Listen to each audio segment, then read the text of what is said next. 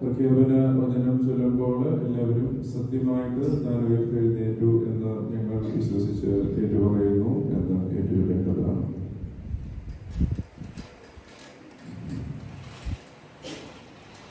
സഹോദരന്മാരെ, ഒരു പുതിയ വാർത്ത നിങ്ങളെ അറിയിക്കുന്നു.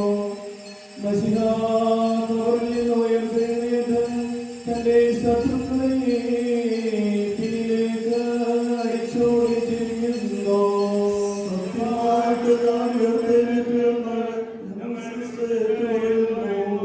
സഹോദരന്മാരെ, ഒരു പുതിയ വാർത്ത ഞാൻ നിങ്ങളെ അറിയിക്കുന്നു. മശിഹ ഖബറിൽ നിന്ന് ഉയർത്തെഴുന്നേറ്റ് തന്റെ ശത്രുക്കളെ പിന്നിലേക്ക് അടിച്ചോടിച്ചിരിക്കുന്നു.